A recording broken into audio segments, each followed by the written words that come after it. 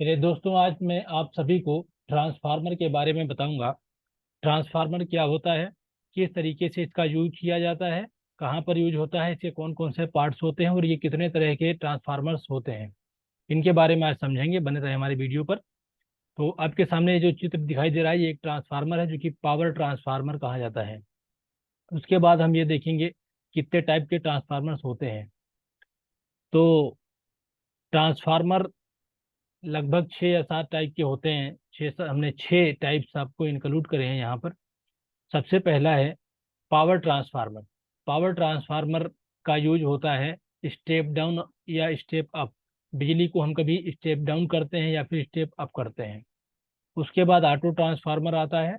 कभी voltage regulator की तरह ये काम करता है। किसी चीज को अगर चलाना रहे कम वोल्टेज से ज़्यादा वोल्टेज तक, तो ऑटो ट्रांसफार्मर का यूज करते हैं।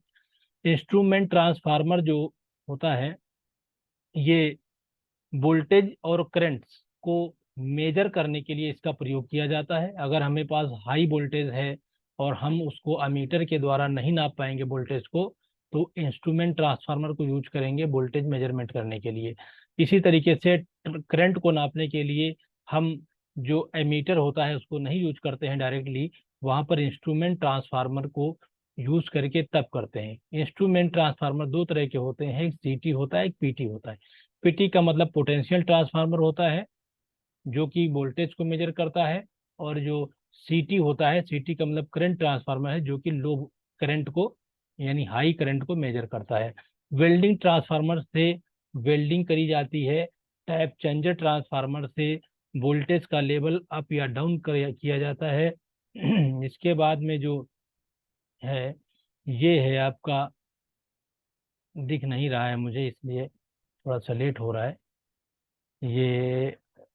हाँ, इलेक्ट्रॉनिक इलेक्ट्रॉनिक ट्रांसफार्मर। तो इलेक्ट्रॉनिक ट्रांसफार्मर ही आइसोलेशन ट्रांसफार्मर है। ये इलेक्ट्रॉनिक डिवाइसेस में यूज किया जाता है।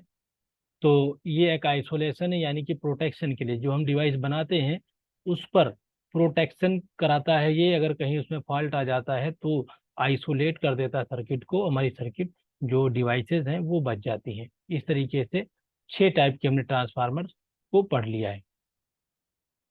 उसके बाद आते हैं अगली स्लाइड पर।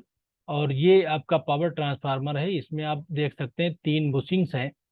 ये 3 बुशिंग है जो कि इनकमिंग बुशिंग है। वोल्टेज जब हमारा आता है सप्लाई से तो इन पर लगता है। इसके अलावा 3 बुशिंग और होंगी इसके बाद जो साइड में दिखेंगी, जो कि आउटपुट बुशिंग होती हैं, जहाँ से हमें फेज 1, फेज 2, फेज 3 यानी RYB होता है और न्यूट्रल मिलता है। अगर ये स्टेप डाउन ट्रांसफार्मर है तो ऐसा ट्रांसफार्मर स्टेप डाउन ही होता है। इसके अलावा इस पर बहुत सारी चीज़ें हैं, जैसे ये वाला है तो ये ब्रीदर है। और ये आपका मीटर है जो कि टेम्परेचर मीटर करता है, बाइंडिंग टेम्परेचर या ऑयल टेम्परेचर को मेजर करता है। और ये इसका कंजर्वेटर टैंक है, इसके अंदर ऑयल भरा हुआ होता है। और ये इसका अ, ये जो होता है यहाँ पे सिलिका जेल भरा होता है। तो ब्रीदर है ये, यहाँ से भी सांस लेते हैं। सांस लेते हैं जब ये अंदर जाता है ऑयल और बाहर आता है, यानी हीट जब करता है तो इसके सांस बाहर निकलती है। और जब हीट कम हो जाती है तो ये अंदर लेता है। तो इस तरीके से यहाँ से ब्रीदर का काम ये करता है। और जब ये अंदर सांस अंदर की तरफ जाती है तो इसमें से धूल कण ना जाए, इसलिए यहाँ पे सिलिका जेल भर दिया जाता है ताकि इसके अंदर से धूल ना जाए। फिर ये क्या है, इसको कंजर्वेटिंग पाइप कहते हैं। इसमें से हवा प्रॉपर निकलती रहती, गैसेस में निकलती रहती हैं। तो आगे समझिएगा। लेमिनेटेड कोर, जो ट्रांसफार्मर के अंदर की चीज़ें होती हैं वो इस तरीके से हैं कि ये कोर है, लेमिनेटेड कोर है। इस पे ऊपर जो वार्निश की लेमिनेशन चढ़ी हुई होती है, ये आपका लेमिनेटेड स्टील कोर ये भी है। और ये वाला भी है। सब कोरे हैं, ये सारी कोरे हैं। अलग अलग टाइप का है, cell type, berry type and core type का ट्रांसफार्मर होता है। तो कोर टाइप में ये वाली लगती हैं, और इस वाले में सेल टाइप में ये लगती है, और बैरी टाइप में इस तरह का स्ट्रक्चर होता है जो अंदर का है। और ये जितना कोर्स हैं, लिम्स हैं, ये सब अलग अलग पत्तियां होती हैं सिलिकॉन स्टील की। इनको सबको जोड़ के आपस में फंसा के ऐसा बना लिया जाता है। और इस पर वाइंडिंग चढ़ाई जाती है। इसके बाद फिर से एक पत्ती इस पे रख के ज्वाइंट कर दिया जाता है। इस तरीके से ट्रांसफार्मर के अंदर का जो स्ट्रक्चर है वो तैयार हो जाता है। उसके बाद आप देखिएगा कि इन सब, जैसे कि मैंने बताया कोर टाइप में तो ऐसे बैंडिंग बनी होती है और इस पे चढ़ा दी जाती है। ये आप देख रहे हैं सब, ये बैंडिंग दिखाई गई है। कोर टाइप का है ये, सॉरी ये बैरी टाइप का है, ये कोर टाइप का है, ये सेल टाइप का है। आपको समझ गए किस तरीके से कोर बनती है, कैसे उस पर बैंडिंग होती है। जैसा इसमें दिख रहा है एकदम सेम ऐसी ही बैंडिंग्स होती हैं, उसमें कंफ्यूज होने की जरूरत नहीं है। और ये ऑयल होता है, इस ऑयल को इसी ट्रांसफार्मर के अंदर भर दिया जाता है। ऑयल का काम ये है कि ट्रांसफार्मर को ठंडा रखता है, इसके अलावा ये इंसुलेशन का काम करता है। इंसुलेशन बहुत ही अच्छा इंसुलेटर है, क्योंकि अगर कोई दूसरा इंसुलेटर होगा जो कि लिक्विड नहीं होगा, वो हर जगह पर नहीं पहुंच पाएगा। लिक्विड इंसुलेटर है तो ये कोने कोने में पहुंच जाएगा, चाहे ट्रांसफार्मर हो या कोई दूसरा इक्विपमेंट हो, तो हर जगह पर बारीकियों से ये हर जगह भर चला जाता है और इंसुलेशन प्रोवाइड कराता है। इसके अलावा जो आप यहाँ पर देख रहे हैं कि ये क्या चीज़ है, तो ये इस ऑयल को क्षमता नापने का ये डिवाइस है, जिसे कहते हैं ऑयल टेस्टर। हम इसको भरने से पहले ट्रांसफार्मर में टेस्ट करते हैं कि ये ऑयल कितनी क्षमता की वोल्टेज, यानी कितने क्षमता का वोल्टेज को सहन कर सकता है, तो उस नापने के लिए ऑयल टेस्टर है। फिर यहाँ पर देखेंगे ये क्या सिलिका जेल है। सिलिका जेल जब अच्छी होती है तो ये ब्लू कलर की ऐसी होती है, अगर ये खराब हो जाती है तो इस तरह का इसका कलर चेंज हो जाता है। तो हमने ये देखा कि सिलिका जेल का कैसे समझेंगे कि खराब हो जाता है।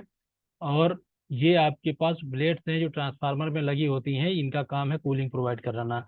इनके अंदर ट्रांसफार्मर ऑयल भरा हुआ होता है, पतली पतली पत्तियां इनके अंदर से जब हवा गुजरती है तब ये ऑयल ठंडा हो जाता है, क्योंकि यहाँ पर पतली पत्तियों को बना के ऑयल का एरिया हमने बड़ा कर दिया है। जब एरिया ज़्यादा हो गया है तो ज़्यादा हवा टकराएगी, प्रत्येक कण से टकराएगी, तो ऑयल जल्दी ठंडा हो जाएगा। इसके अलावा ये ट्यूब्स हैं, ट्यूब्स में भी ऑयल भरा होता है, इसके बीच से जब हवा गुजरती है तो ऑयल ठंडा रहता है।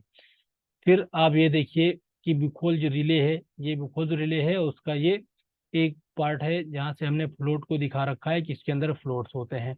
तो फ्लोट्स का मतलब, जब यहाँ पे टू कंजर्वेटर, यहाँ से फ्रॉम टैंक, टैंक से कंजर्वेटर में जब ऑयल फ्लो होता है तब ये फ्लोट हमारा अप डाउन करता है। इससे क्या होगा कि जब उसकी स्पीड ज़्यादा होती है ऑयल की, तब ये एमसीबी को ट्रिप कराता है, यानी एमसीबी को एक सिग्नल देता है कि अभी हमारे पास अब नॉर्मल कंडीशन हो गई है, तो एमसीबी इसको ट्रिप कर देता है। अब ये ट्रांसफार्मर के पास हमने बुशिंग दिखा रखी है 6। यहाँ पर 6 बुशिंग होने का मतलब है कि 3 हमारी इनकमिंग है और 4 हैं आउट गोइंग, यानी 3 न्यूट्रल आउट गोइंग में आएंगे, और नहीं 3 न्यूट्रल, 3 फेज जाएंगे आउट गोइंग में और 1 न्यूट्रल जाएगा। तो ये 4 बुशिंग हमारी आउटपुट की हैं और ये 3 है इनपुट की। ये हमारी बुशिंग ऐसी होती हैं।